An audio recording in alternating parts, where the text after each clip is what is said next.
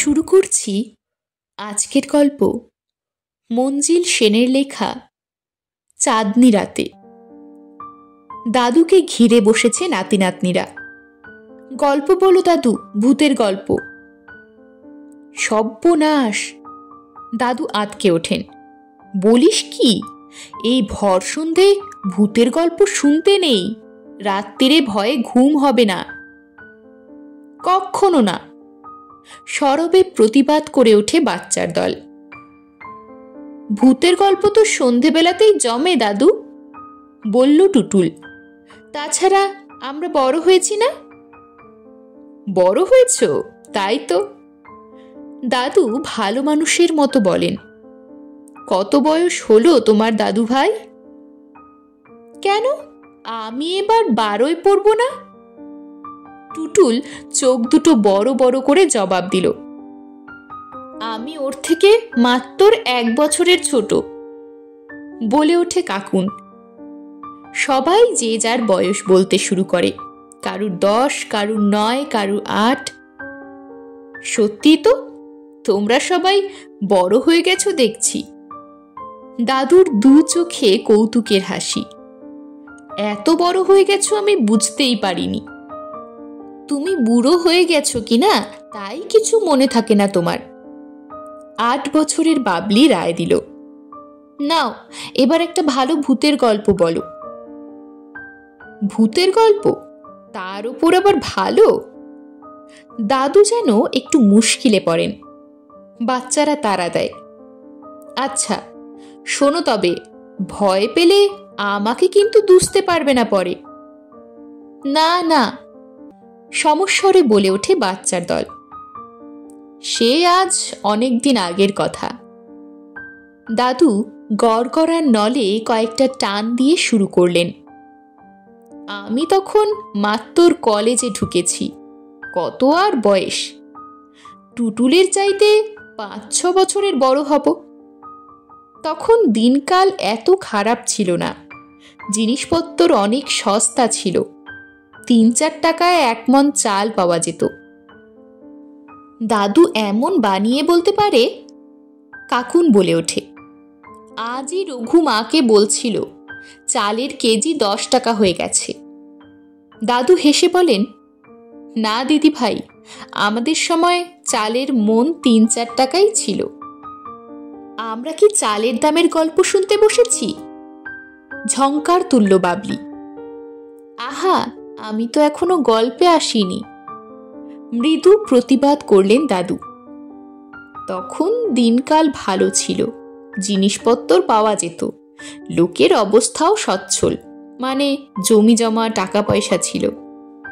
আর বুঝলে দাদু দিদি ভাইরা, এখনকার মতো চাকরি বাকরি পাওয়ার পর তবে লোকেরা বিয়ে করতো না। ছেলেরা একটা পাশ দিলেই মা বাবা ছেলের বিয়ে দিয়ে দিতেন। রোজগারের ভাবনা ছিল না তো। একজনের আয়ে গোটা সংসার চলে যেত।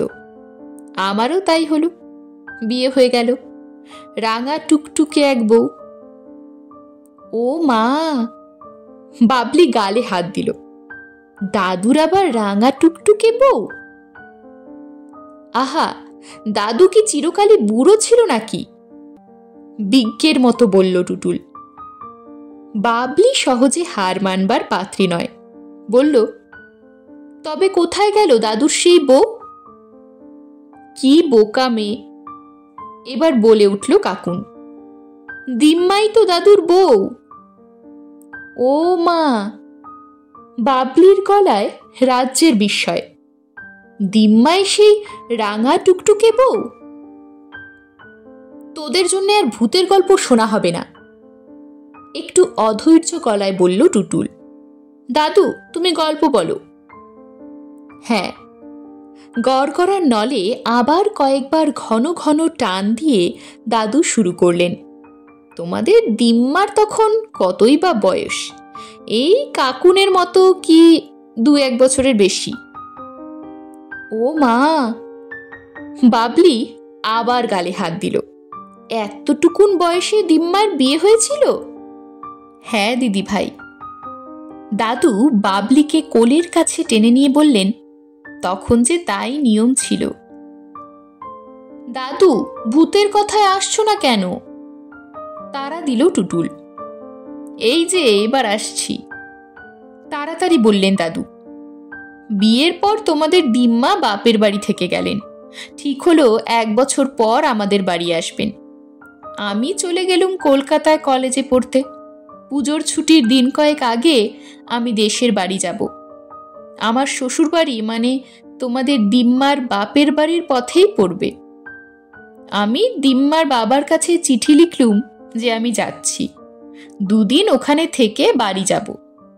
তোমাদের দিম্মাদের ওখানে আমার পৌঁছবার কথা সন্ধ্যে 7টায়, কিন্তু কপাল এমন খারাপ, ট্রেন 4 ঘন্টা দেরিতে স্টেশনে পৌঁছলো। স্টেশন থেকে আমার শ্বশুরবাড়ি পাক্কা 5 মাইল। একটা গাড়ি ঘোড়াও চোখে পড়ল না যাতে চেপে যাব। তখনকার দিনে এমন মোটর গাড়ি কি সাইকেল রিক্সা ছিল না। কি আর করি, হাঁটতে শুরু করলুম। অতক্ষণ ট্রেনে, তারপরে হাঁটা। খিদে তেষ্টায় প্রাণ যায় আর কি। ভাগ্যিস পূর্ণিমার রাত ছিল, অন্ধকারে খানা ডোবায় পড়ার ভয় ছিল না। হাঁটছি তো হাঁটছি, পথ যেন আর ফুরোতে চায় না। পথে কোনো জনমনুষ্যী নেই। মফস্বলে রাত 9টার মধ্যেই সবাই শুয়ে পড়ে, তাই চারিদিক নিঝুম। শুধু কানে ভেসে আসছে একটানা ঝিঝি পোকার ডাক। হঠাৎ পাশের মাঠ থেকে শেয়াল ডেকে উঠল। 1টা 2টো নয়, 4-5টা। ভীষণ ভয় হলো আমার, ওরা যদি আমাকে কামড়াতে আসে। এতক্ষণ চাঁদের আলোয় বেশ দেখতে পাচ্ছিলুম, কিন্তু আকাশে কখন যে মেঘ জমতে শুরু করেছে খেয়াল করিনি। মাঝে মাঝে মেঘে ঢাকা পড়ছে চাঁদ, আর আকাশ থেকে যেন একটা কালো পর্দা নেমে আসছে পৃথিবীর বুকে।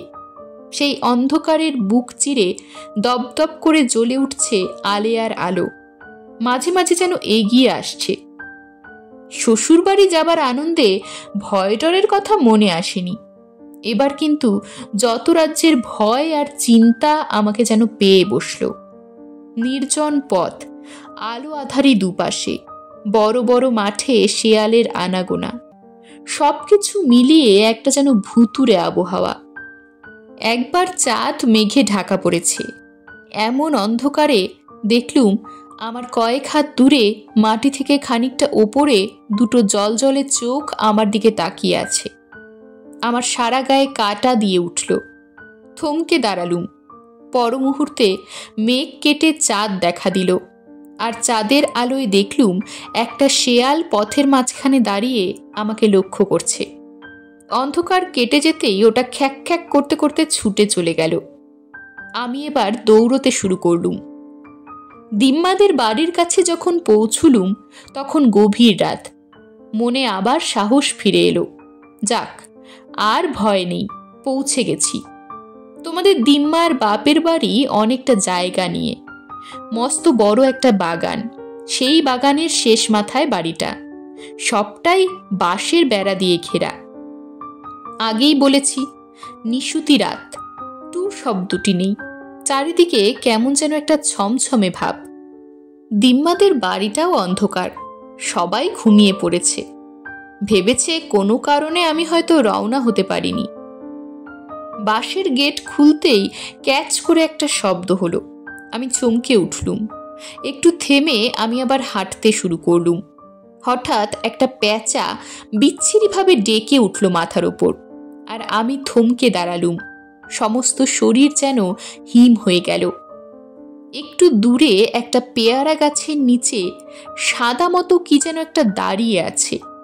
চাঁদের আলোয় স্পষ্ট দেখলুম ওটা বাঁ হাত দিয়ে পেয়ারা গাছের একটা ডাল ধরে নাড়াচ্ছে। ঠিক তক্ষুনি চাঁদ মেঘে ঢাকা পড়ল। বাবলি দাদুর কোলে ঘন হয়ে বসল। অন্যরাও যতটা সম্ভব এগিয়ে এলো কাছে।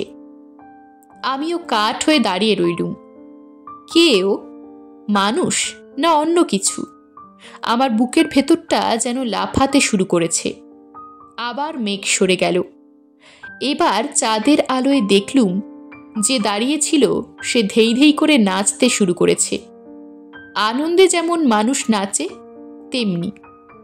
তারপরই ওটা আস্তে আস্তে আমার দিকে এগিয়ে আসতে লাগলো। যে আসছে তার পরনে লাল পেরে একটা সাদা শাড়ি। সর্বনাশ, ওটা কি পেতনি? আমাকে একা পেয়ে ঘাড় মটকাতে আসছে। শুনেছিলুম নিশুতি রাতে ওরা নাকি বেরোয়, মানুষের দেখা পেলেই ঘাড় মটকে দেয়। ভীষণ ভয়ে আমার সারা গা বেয়ে দরদর করে ঘাম ঝরতে লাগলো। ওই অবস্থায় শুধু একটা কথাই মনে হলো, তোমাদের দিম্মার সঙ্গে এ জন্মে আর বোধহয় দেখা হবে না। ওটা এগিয়ে আসছে আরও কাছে। আমি চিৎকার করবার চেষ্টা করলুম, কিন্তু গলা দিয়ে শুধু ঘর ঘর করে একটা শব্দ বেরুলো। চাঁদের আলোয় দেখতে পাচ্ছি যেন নাচতে নাচতে ও এগিয়ে আসছে। পেতনি ছাড়া আর কিছু হতে পারে না, নয়তো অত রাতে বেরিয়েছে কেন?